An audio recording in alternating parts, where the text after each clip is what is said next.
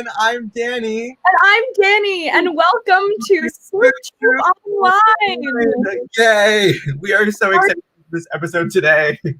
We're so excited. We have an amazing guest for you guys. And first and foremost, before we begin our episode, I know I have been talking about this for the last couple of weeks, but nonetheless, it is extraordinarily important. So please make sure if you can get to the polls in a couple days, please make sure that you go out and vote. It is the most important thing in the world right now. So please make sure you use your voice and you get out there and get to the polls. It is now more important than ever. I know it's not related to soup, but I'm going to go out on a limb and say it's more important than soup right now. So make sure you get out to the polls. Absolutely. So for those of you who are just joining us for the first time today here on SOUP TROUPE, we started at Frenchwoods Festival for the Performing Arts, and we talked about soup every day after lunch in the canteen about the good of soup, the bad of soup, viscosity, taste, texture, and after the coronavirus pandemic, we were so excited to move this online for all of you today. And yeah, Danny? All right. Well, I know yesterday was Halloween, and I'm sure you were all having fun in your own home. Hopefully none of you guys were out partying. Maybe you indulged in a Halloween soup. Anyone? Please leave in the comments if you indulged in a Halloween soup, or if there are any fall soups that really get you in the mood these days. Please share your favorite fall soups in the comments below. Let us know. Danny, I hear that you might have got soup yesterday. Enlighten us. Well, Danny, I'm so glad that you asked, even though we totally pre-planned this. But yesterday, I went to Target a couple days ago, not yesterday, a couple days ago, I went to Target and I may have gotten a little special treat. And it was so interesting that I had to show you guys because I had never seen something like this and Danny has never seen something like this. But I'm just going to go right ahead and share. So I got this Campbell's Slow Kettle soup. And not only is it a soup, it also has crunchies on top. Like it comes with croutons. Like, you know, those yogurts that come with like M&Ms or like those like Oreos on top. This is a soup with crunchies. And this one's broccoli cheddar. I haven't had them yet, but this is broccoli cheddar with cheddar cheese crisps and like seasoned croutons. How interesting is that? Not only did I get one, I also got another one. And this one here is tomato soup, creamy tomato with a crunch. And it has Parmesan cheese crisps and tomato basil style croutons. How interesting. So make sure you guys get to Target because these are going to slap. And I thought I should just share this with you since really soup culture is emerging greater than ever these days, you know? Yeah, the pandemic has really moved soup forward more than we could have ever imagined. Yeah, I know. SOUP TROUPE has really, really influenced the soup world. We've gotten some answers from the fans. I'll read a couple of them. Lydia Von Hoff says, I indulge in some butternut squash soup. Good. One of my favorite fall soups. Scrummy. Last week on Couples Face Off for SOUP TROUPE, we had described butternut squash soup to Maria Delano from Miss Doubtfire, and she, like, within 3 words of our description, like before we even got to any character, she already knew we were talking about butternut squash soup. I don't know, it made me laugh. LMM123 says tomato soup, period. Yay. That's so exciting. We have a very, very exciting guest today. I am so excited to introduce her. She is mostly known from the American Repertory Theater's production of Jagged Little Pill that then transferred to Broadway, and she was in both of those. She was in the other Josh Cohen off-Broadway. She was Ryan Reed, and she wrote some music for the original sound at Cherry Lane Theater. She was in The Ballad of Joe at Two River Theater Company in Red Bank, New Jersey, and she also was on the original cast recording for that. She was in The Theory of Relativity at Goodspeed Opera House, and she was in so many other things. She was on Alexander Sage Oyugan's album Discount Ghost Stories, Colorado, and she also released in 2017 It's You after graduating from the University of Michigan, and she is soon to release My Bed, which is an album she wrote when in Boston originally for the Arity production of Jagged Little Pill. We are so excited to have her here today. Please welcome Drama Desk nominee Jane Bruce. Hey! Soup, welcome! Soup. Soup! Welcome, Jane. We are so happy to have you here. I'm happy to be here. Your little intro video was amazing. I feel inspired. I want to make a music video now. Thank you so much. We really appreciate that. We love our little promo videos, so thank you.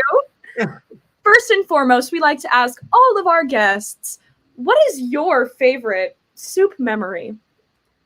Oh, favorite soup memory. You know, my mom makes this amazing potato leek soup. And I feel like my DNA makeup is just really built to eat potatoes and sit down. You know, I feel like that is truly my purpose in this world. And so that soup brings me lots of fond memories. That sounds really yummy. It was actually a soup we usually made on Halloween, actually. It was usually a Halloween soup, so good timing. I should have. That sounds absolutely delicious. Yeah. So we know you were in Jagged Little Pill on Broadway, which is a jukebox musical with an original story. So we were wondering, how is Jagged Little Pill shaped by Alanis Morissette's music and her style? And if there was a new musical that was to open about soup, which artist would be the writer for that show? I mean, Jagged. So the first part of the question is Alanis' influence on Jagged, yeah? Yes. Right. I got so excited thinking about the other question that I was like, wait, first part. I mean, I think what was really cool about the whole process for Jagged is that the story tackles so many issues and current topics and different very personal stories and vulnerable, messy things that happen in this world. And I feel like Alanis' music was such an amazing vessel for that because it's so raw and it's so explores anger in these really cool ways. And I think her personal influence was less about us singing music correctly, but every time she'd come and see the show or she'd get videos, her feedback was always about getting more grounded in the characters and the vulnerability of the story and the spirituality of the story. And so that was really incredible to be a part of and experience. Okay, if there was a musical about, I don't know, I feel like a Taylor Swift musical about soup could be interesting because it'd be soup and cats and romance and I don't know. It feels like if there was someone who'd be want to write a musical about soup, okay. A lot of breakup soup songs for sure. Exactly. For sure. Exactly. I don't know, but that's just the first thing that comes to mind. I don't know though. If I have I see it comes to me. Yeah. Makes sense. Time. Broccoli cheddar, broccoli and cheddar break up, and it's a big. Yeah, exactly. Don't even say that, Danny. That is my favorite soup. Don't even joke. Broccoli cheddar must stay together forever. Forever. Do you remember when Mike and Ike fought on the box? Selena and Barnes broke up. Sorry, just wanted to bring it back. All right, moving right along. As you are an understudy in Jagged Little Pill, and I was just wondering, are there any soups that can help you if you're in a last-minute performance, or you get the call and you're you have to come right now. You're going on stage. Are there any soups that can really help you through that experience? Oh man, I wish. A remember your lines soup, just like alphabet soup, but where it spells out all the little moments that you need to remember. I never went on in our run. I was due to, I think, have some dates in the summer, and then everything paused. So I'll have to now that I know this, I'm gonna make sure I have soup on hand for when that day does come around. But soup is great for singing, warm, good for the body, relaxing the system, I'm vegan, so I'm sure a great vegan soup, and it's quick, if it's not too hot, you can really slam it down, and then you got all the energy you need. I didn't know you were a vegan. That's so interesting. Is it harder for you to find soups that are able to be accommodated for your diet, or is that a thing that it doesn't really bother you? What soups you like? I mean, I've only been vegan for a little less than a year. So this is my first true soup season as a vegan, I would say. And because it's pandemic times, I haven't really experienced hunting for soup out in the wild, as a vegan. I did make a homemade vegan soup last week. which in some ways veganism is really easy because you just throw a lot of vegetables together and then and then you're done. Beans, garlic. What type of soup was it? I'm so curious now. It was just just what I had soup. What I had soup. Well, you heard it here first. Yeah. What I had soup coming to stores near you. Oh yeah. With a little flour under it. Okay, so you were Emily in the national tour of Elf. So we were wondering, while you were on tour, were there any cities that had like really great soups that stood out to you across the country? And then part 2, how do tour soups differ from Broadway soups in New York City? Yeah. I mean, the tour was interesting. We went to like some very funny places. I feel like it was not world's most like glamorous tour stops. I wouldn't say, but fortunately, a lot of them were in the Midwest. So like Panera was present. That was a scene. That bread bowl. Oh, stop. There's always some good tour memories. I feel like Broadway soup. Broadway soup is like I didn't have a lot of soup on Broadway, but I had like a really hideous amount of like sweet green, which is like salad soup, I feel. So like, if a salad could be soup-esque, I feel like sweet green is it. It's just all stuff. Mm-hmm. So yeah. Is that the answer is that an answer? Yeah, we at Soup Troupe, we stan Panera Bread. We are such big Panera Bread fans. My favorite soup's from Panera Bread. So like we totally get what you're saying there. I've never had sweet green soup though. Oh, I have don't make soup. but They definitely don't make soup.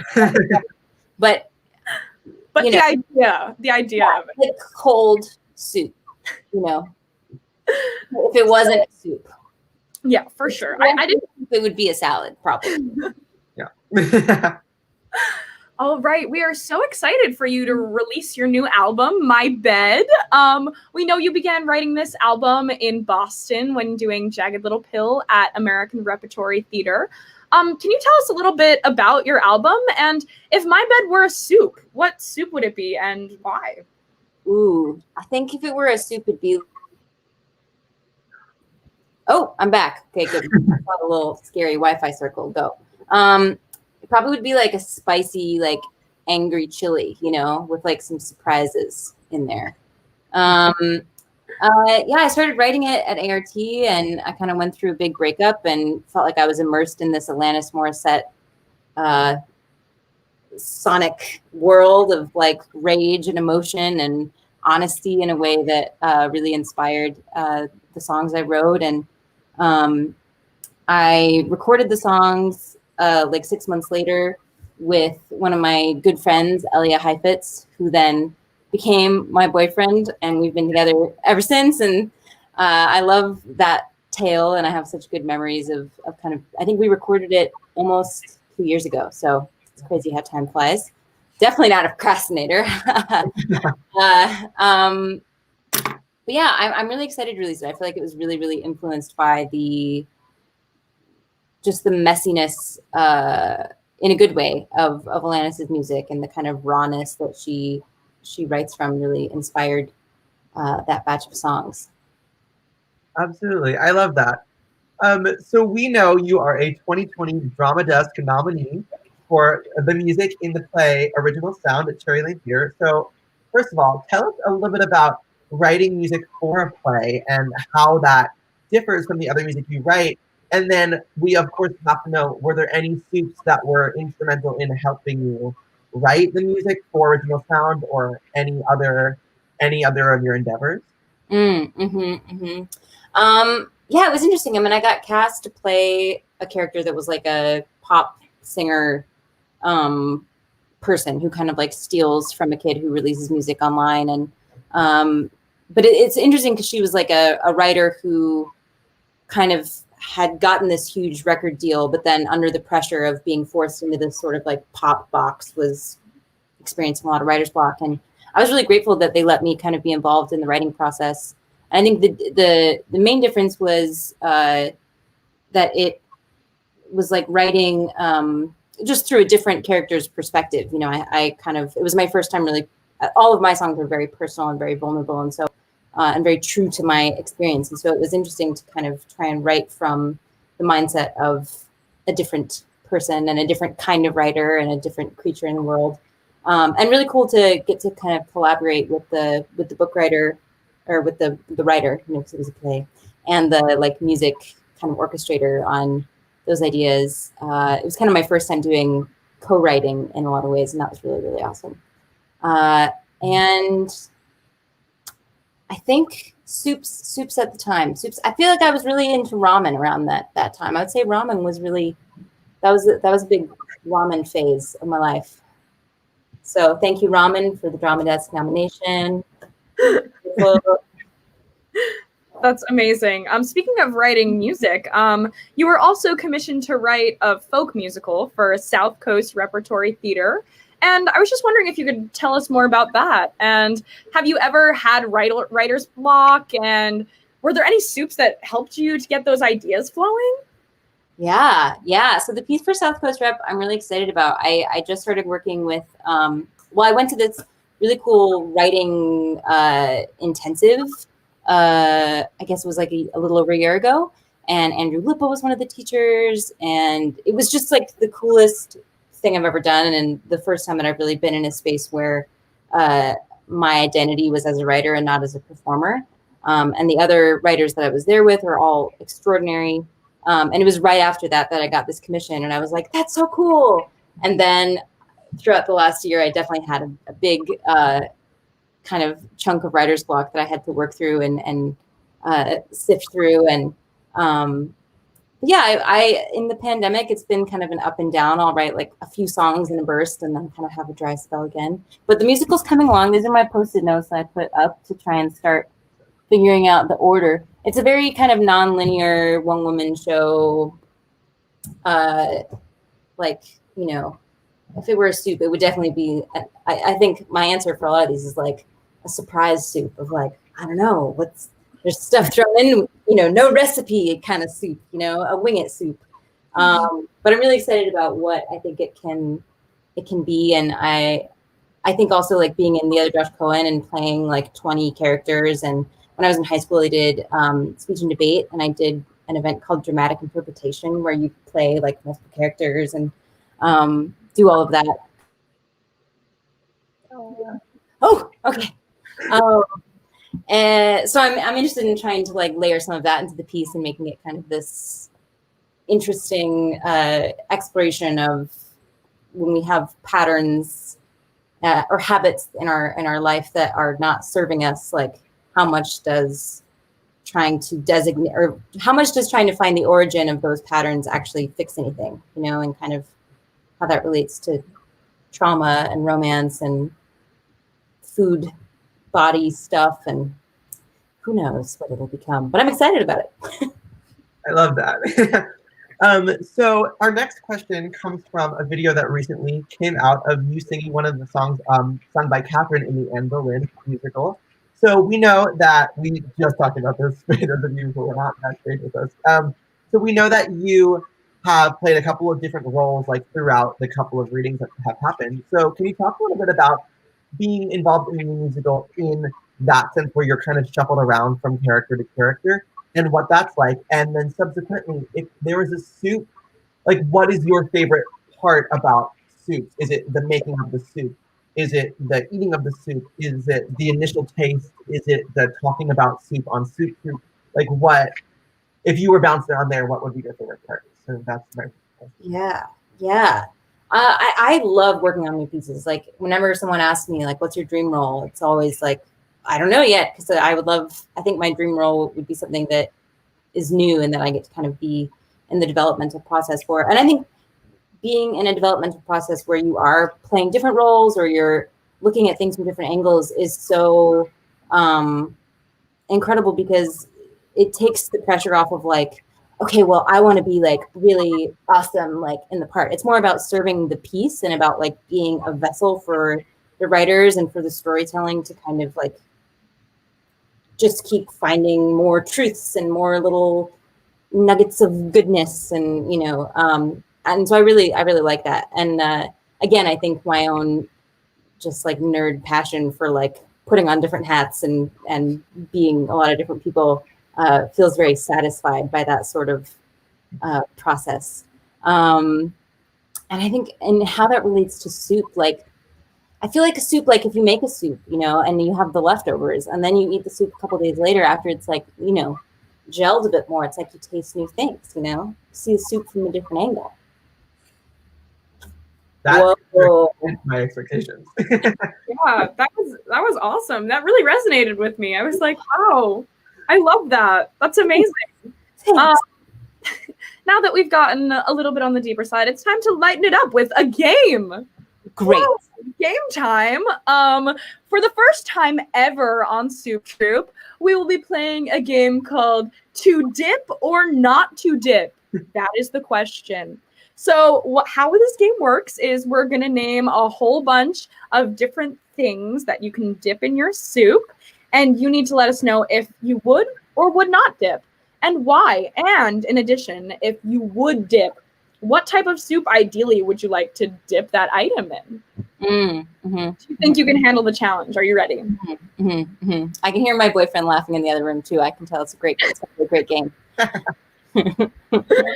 Okay. He said, "You got this, honey." Yes. All right. And away we go. Potato chips. Yes. Okay. In a potato soup, maybe. Ooh, double potato action. I love potatoes. Right off of that, French fries. Is kartoshka. One more time. Say that one more time. Kartoshka is potato in Russian, which I know from my boyfriend. So. Oh. Wow. Kartoshka soup. Everybody loves it. All right. What's the next one? The next one is French fries. Oh yeah, for sure. Ideal French fry dipping soup. Maybe like this is like a meat stew, maybe like a beefy, you know, like burger. Okay. Yeah. This is a more obscure one. Cheese puffs. Sure. Why not? Maybe in like a sweet soup, maybe like a butternut squash, like, you know. Ooh. You get a little pop. This is a classic. A grilled cheese. Oh, for sure. Tomato soup, ideally, but really anything probably because it's cheese and bread and perfect. So. True. Yeah. Pickles. Sure. I'm surprised my answer's been yes to all of them so far. Maybe like a pickle in like a fun a cheese soup of some kind. Ooh, interesting. This is more of a vehicle. Would you ever eat soup with a spork? I think I have done that. Yeah. Because also sometimes you can get the good bits out and then you can just like drink the rest, you know? So would you say that that's how you do it? Like personally, I like to make like sure like the things are in every bite of the soup. Would you say that you like go for all that first and then just like savor the broth at the end? I've been known to do that before. Yeah. That's an interesting method. I'm just a hot mess when it comes to how I eat my soup. So. This is also abstract. Oreos.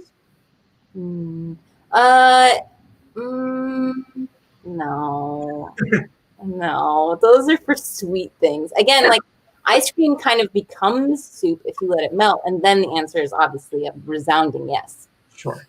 Yeah, ice cream. Yeah. All right. Yeah, I always wonder, is melted ice cream a soup? I think so. Yeah. I think Danny has a different idea. Allow it to be a soup. Danny, I feel like you should definitely add something. I feel like something's brewing inside you. I don't think so. Okay, so I respect all and every opinion, but what really comes to mind is people always ask me, this is kind of like a party like fact is that I talk about soup with Danny on the internet. And so people always ask me if I think cereal and milk is a soup. No. And the answer is a resounding no. It's not.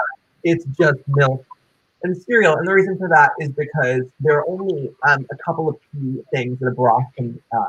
It can be chicken, vegetable-based, beef-based, like Cream-based? based. Thank you. And milk is just not. Some argue that milk is the cream, but I want to argue that. I respect that. I have no like.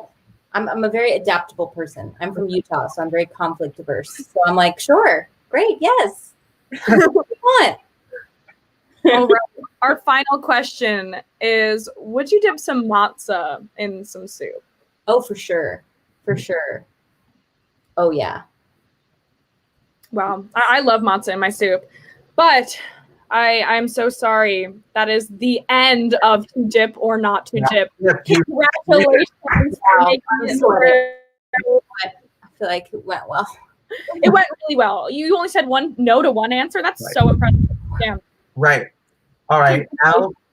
Now is that time of day where we feature and open up our Q&A section. If you have any questions for Jane, leave them in the comments below. We will get to as many as we can. Our first comes from LMM123. She says, you are getting slimed at the 2012 Nickelodeon Teen Choice Awards. Plot twist, it's not slime, it's soup. What soup is it? Oh, yum. I mean, I don't know. I feel like I've always really, like, I feel like getting slimed on Nickelodeon is like one of the ultimate dreams, you know, of any person or any performer. Like I have, oh, wow. So I would want it to still be green because it feels like it should be green. So I guess it's like either like an herbaceous cream soup, you know, Ooh. Something with like dill, you know, and herbs. I love herbs. Ooh. I don't love like split pea soup, but maybe if it was like split pea-esque. So it was green. Bring it on. I love that. Anna Spenley says, assign a soup to your suburban mom look in Jagged. Oh my God. So Denise would definitely drink. She probably is like a bone broth person. You know what I mean? Like she probably really like does that whole trend of the bone broth thing, you know, the like $28, you know, cups of bone broth that you can get. I feel so sad because I've had that before. I have had a $28 bone broth. I believe it. Danny, Not about you, just bone that broth. it exists, you know. Oh, is this that word? Because he's shaming me, and he had the bone broth with. It was about $28. No, Yeah, no. but it was definitely expensive. It was an expensive bone broth. Don't even say you didn't have it because you had it and you liked it. Okay, I was there with you. We drank it out of coffee cups. Okay, Danny. A quick shout out to Bordeaux Broth Company in Lower Manhattan. Terrific. This is funny. Hobbs says, I'm considering going vegan. Biggest struggle? Oh, I mean, okay. The suspense. I plan it every time so that you guys are all right when I'm about to answer a question. Yeah, just kidding. I actually feel like, especially because of the pandemic and like everyone doing so much more cooking at home, it's a great time to try out being vegan because you can kind of explore different recipes and just making stuff on your own. I think the main limit is sometimes when you're going to like eat with family or friends who don't really understand veganism. They're like, oh my gosh, it's totally vegan. And then they're like, yeah. Do we mind just grab the eggs for me? And you're like, oh, well, it's not really vegan. But I'm like fairly flexible with that. I would hate to ever put anyone out. So, you know, I think that's the only tricky thing at times. Intriguing. I never even thought of that.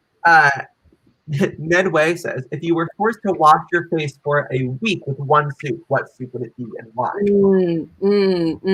I would need a soup with some exfoliation, I think. So maybe your soup with the little crunchies, you know, like mix them in, maybe have a cold and do this little like exfoliation scrub.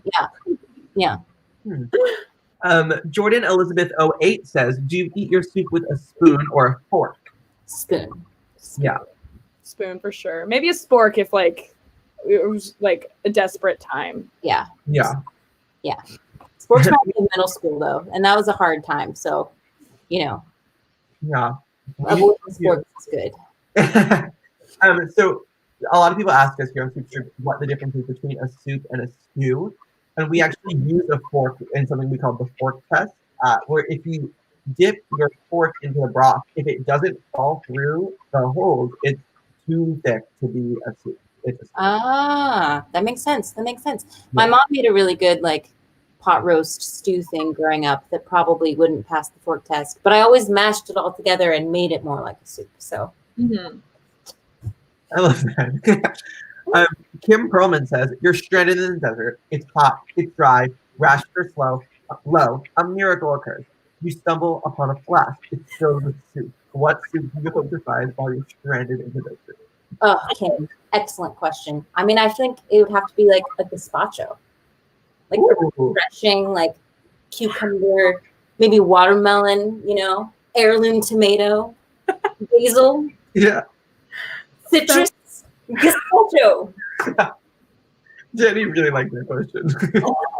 It was just a whirlwind. It was a whirlwind of a question. It sounds nice, actually. It's so rainy today. I would take being on an island right now, for sure. Me too. Yeah, we were actually talking earlier because usually I get a lot of natural light from this window, but it's almost like pitch black outside. I know. Lydia Von Hopp says, how do you stay creatively and passionately motivated once you establish yourself as a songwriter and not make it feel like a task you have to do? Actually, my boyfriend Elia is also an incredible songwriter. We met in a songwriting group called Writer's Block, actually, many years ago, and he writes all the time, and he's just like so productive, and it's so inspiring to watch. But the main thing he says is that just finishing a song is its own muscle that you have to exercise, and that if you take the pressure off of like every song you finish being something that you're going to try and get on the radio, and you just write to exercise that muscle, then it takes the pressure off of like each creative endeavor needing to be like the one that is like really, really good. And I also think I love your question, because I was just talking to someone the other day about the difference between something that you're talented at or passionate about that you make sort of like a career focus versus when you have a curiosity about something and it's exciting to explore the curiosity. And I think a lot of times when we find something we're good at or that we like, we try to put it into the like, this is my thing that I do box, instead of allowing it to still be like a curiosity that we're exploring and playing within and having fun with. Yeah, I certainly in this bananas pandemic time, I'm trying to focus more on my curiosities and less about my like things I need to do as an artist to be meaningful. That's so cool. That was like, wow. Thank you for saying that. That really like hit me. I appreciate that. Sure. We can thank my friend Devin. It was her little 2 cents that got in my brain. So, Devin. I love that. Devin. Kim Perlman has a 2-part question. The first part is, I hate to be the bearer of bad news. However, Danny mentioned a cream-based broth is indeed a soup. Cream, the main ingredient in cream-based broth, is quite legitimately uncommon. I don't want to talk about it. Does this change your opinion? Okay, this is for you. Does this change your opinion on milk possibly being a broth, ultimately resulting in cereal being a soup?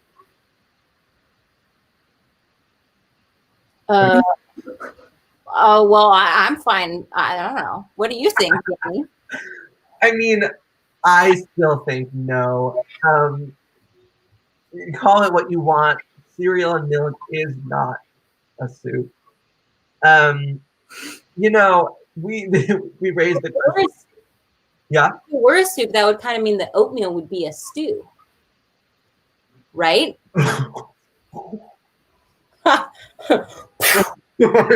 Thank you so much for having me. Thank you.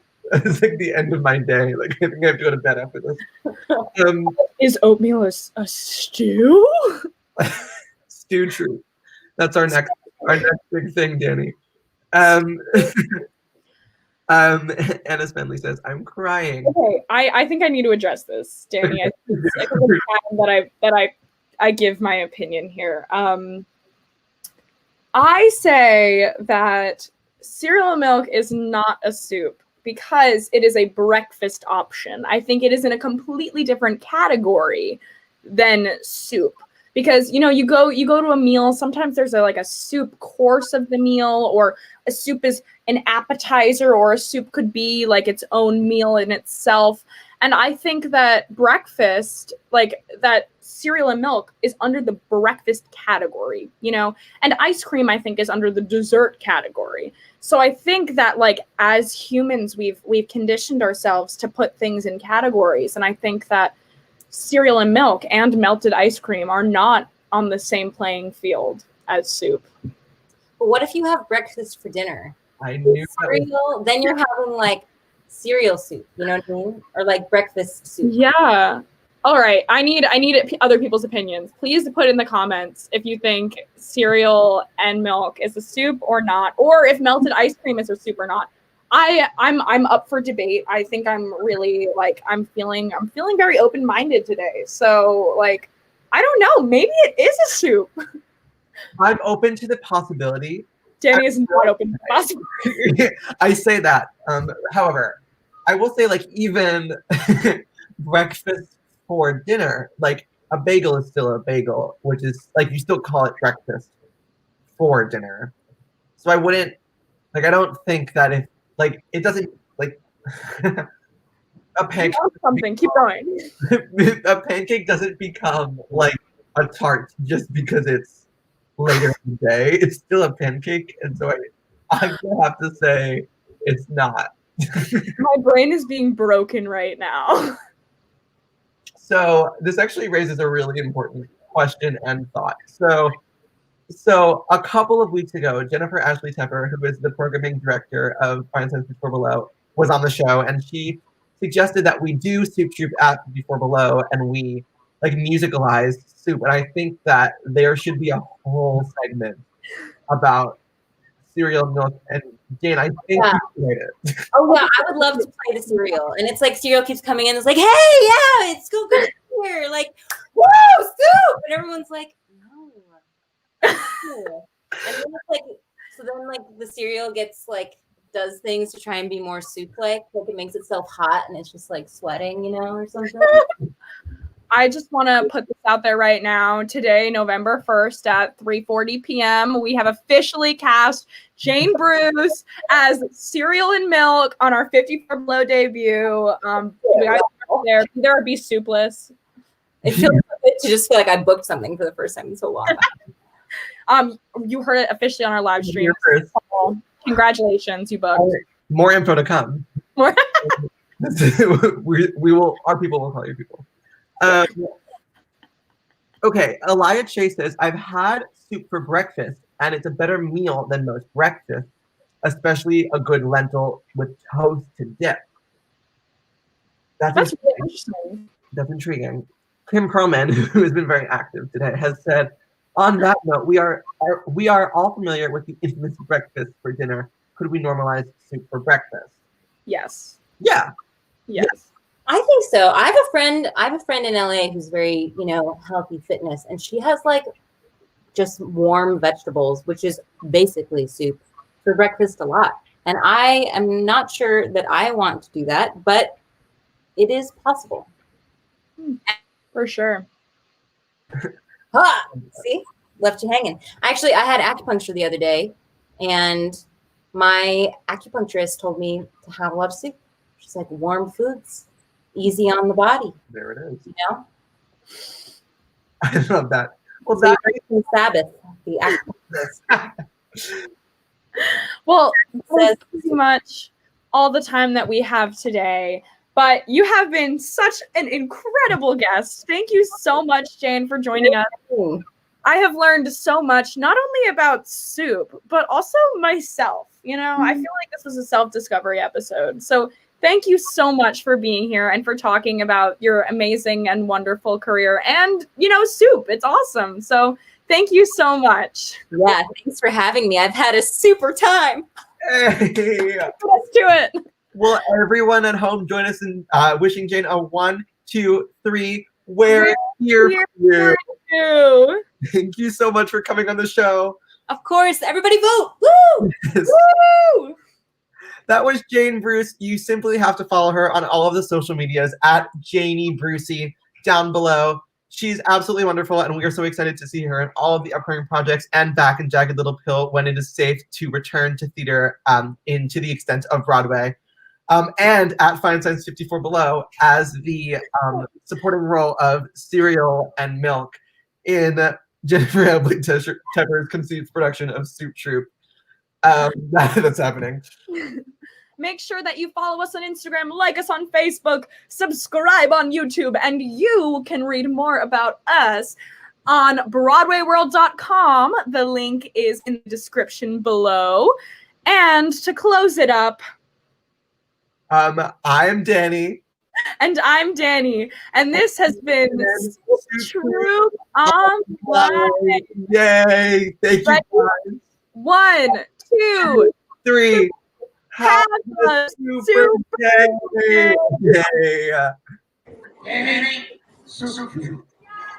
S for the sweet, sweet soup we eat at lunch all day, all week. O for always meet us after lunch in the canteen. Q for everything to come together through any food. Please welcome members from every troop on every